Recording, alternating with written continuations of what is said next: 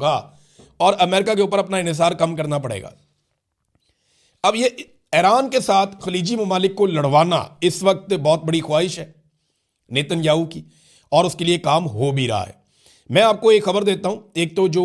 سعودی عرب کی oil refinery آرامکو،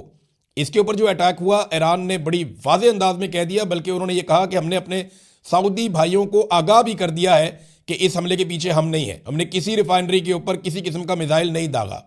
اب اس کی انویسٹیگیشن ہونا چاہیے کہ یہ میزائل کس نے پھینکا ہے، اور اگر یہ اسرائیل کی طرف سے آیا ہے یا کسی اور طرف سے آیا ہے تو یہ پھر معاملہ بہت لمبا چلے گا، یہ یہاں ختم نہیں ہوگا، کیونکہ ایران نے صاف کہا، ایران کہہ سکتا تھا ہم نے مارا، جنگ میں وہ غلطی سے آ گیا، لیکن ایران نے کہا جی ہم نے بالکل نہیں مارا، ہم نے کسی آئل فیلڈ کے اوپر اٹیک نہیں کیا۔ امریکی ایک صحافی ہیں، یہ ٹکر کارلسن،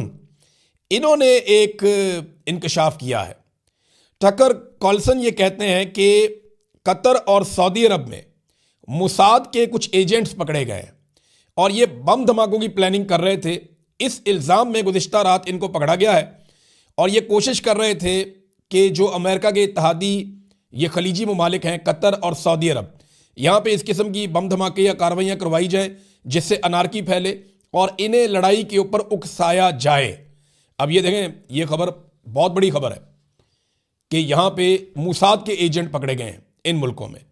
تو اب عرب ملکوں کو یہ بات سمجھ آنا شروع ہو جائے گی کہ ایران ہمارا دشمن نہیں ہے، بلکہ ایران سے ڈرا کر ہمارے اوپر لمبے عرصے تک مسلط رہنے والے لوگ ہمارے دشمن ہیں،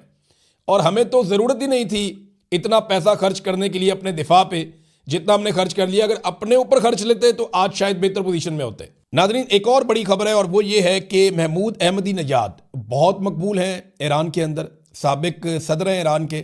اور بڑی زبردست شخصیت کے مالک ہیں اور بڑی شاندار انسان ہے۔ محمود احمدی نژاد جو ہیں وہ بچ گئے حملے میں، ان کے بارے میں پہلے اطلاع آئی تھی کہ ان کی شہادت ہو گئی ہے، لیکن اب جو اطلاع آئی ہے اس کے مطابق وہ بچ گئے ہیں۔ یورپ سے پہلے حکمران نے آواز اٹھائی ہے